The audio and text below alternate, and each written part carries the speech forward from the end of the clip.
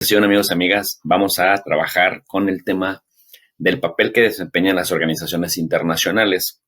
Es muy importante que ustedes tengan en cuenta que las organizaciones internacionales fungen con diversas figuras o desempeñan un papel diferente dependiendo de lo que la situación les demande. Mi propuesta con ustedes es que pensemos a las organizaciones internacionales de tres maneras. Primero, como actores, es decir, actores que tienen vida propia. En segundo lugar, como herramientas, es decir, que legitiman algo cuando su función es ser herramientas, y también que las pensemos como foros, porque por ahí decimos que generalmente las organizaciones internacionales no sirven para nada. Sin embargo, creemos que no sirven para nada porque las pensamos únicamente como actores. Sin embargo, olvidamos que estas también fungen como herramientas y como foros.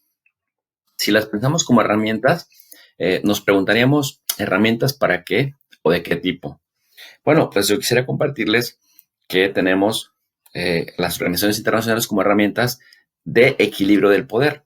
Generalmente, cuando se juntan muchos actores, eh, conforman una organización que funge como herramienta para equilibrar el poder frente a las grandes potencias mundiales. Por mucho que sea que las grandes potencias mundiales siempre permanentemente dominan la escena de la política internacional, pues les cuento que, por ejemplo, Nicaragua en algún momento se enfrentó a Colombia por el archipiélago de San Andrés, que eran 8 archipiélagos, y gracias a la Corte Internacional de Justicia terminó quedándose con parte de esos archipiélagos en San Andrés. México, por ejemplo, con el caso Avena, se enfrentó a Estados Unidos también en la Corte Internacional de Justicia por el caso Avena y terminó ganando.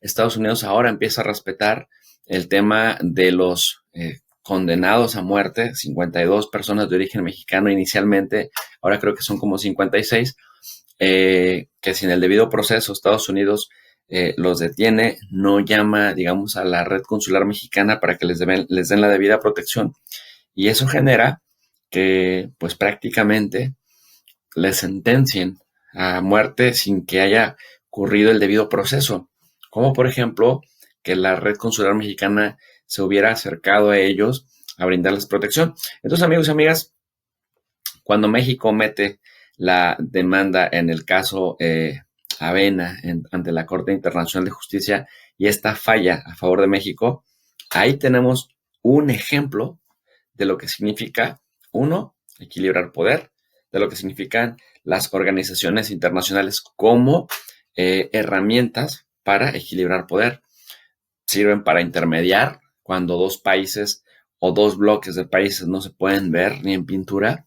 Las organizaciones internacionales como herramientas de alguna manera mitigan estas crisis y estos conflictos y desarrollan un papel de intermediación. Por otro lado, también tenemos la socialización de normas. ¿Qué significa esto? Que cuando a nivel internacional va a venir una normatividad que atañe a todos los actores del sistema internacional, en las organizaciones internacionales se va socializando estas nuevas normas, se van dando a conocer, se problematizan, se hablan de sus límites y de sus alcances, con la finalidad de que aquellos que nos vamos a someter a esa normatividad internacional, pues las vayamos conociendo. En ese orden de ideas, en resumidas cuentas, pues, las organizaciones internacionales tienen un papel de herramientas para el arbitraje internacional, para lograr consenso entre los miembros y los diversos actores del sistema internacional, y también para internalizar las normas que se socializan. Ahora, en el papel de foros, las organizaciones internacionales tienen tres fases, son las que yo identifico.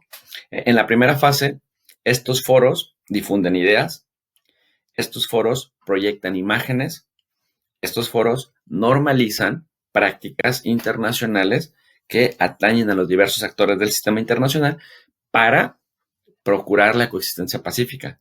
En una segunda fase, las organizaciones internacionales como foros tienen sus propias agendas y se convierten en plataformas de denuncia y de defensa de los más débiles frente a los más fuertes.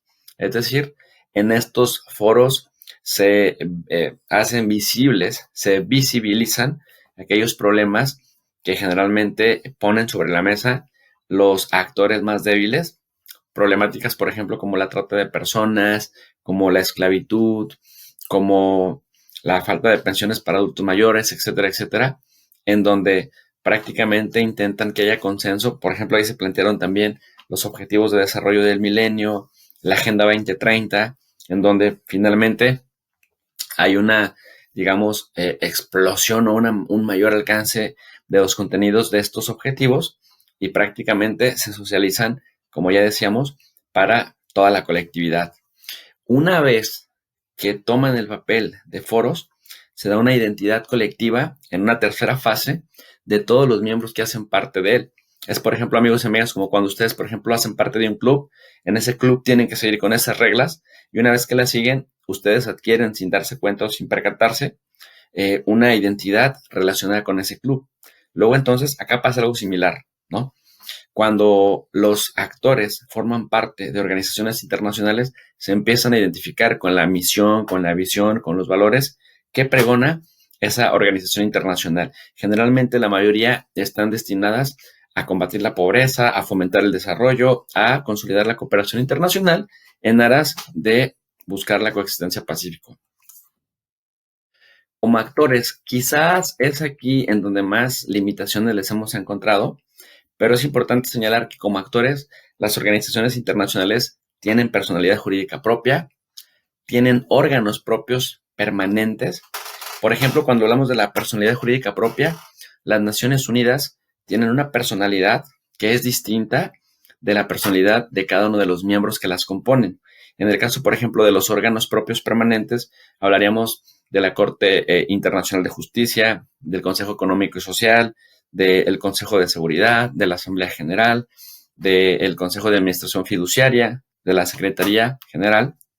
Y bueno, estos órganos propios permanentes le dan vida de manera constante al trabajo que realizan organizaciones como Naciones Unidas. Y por otro lado, en tercer lugar, tienen capacidad o intentan como actores tener capacidad para cohesionar, es decir, unir esfuerzos, pero también para coercionar, es decir, sancionar a aquellos que no cumplen con la normatividad internacional. Ahora, para cerrar, digamos, esta sesión, ¿por qué los estados obedecen un orden internacional? Hay un autor constructivista de las relaciones internacionales que se llama Ian Hort, que tiene una hipótesis. Él responde que los estados obedecen un orden internacional por tres razones. Primero, porque tienen miedo. ¿Miedo a quién o a qué? Miedo a las sanciones que imponen justamente o las potencias mundiales y las organizaciones internacionales.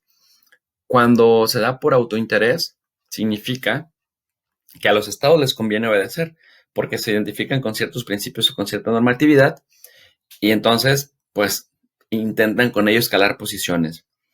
Pero, ¿qué pasa cuando no tienes miedo o cuando no tienen miedo los estados y cuando no hay autointerés?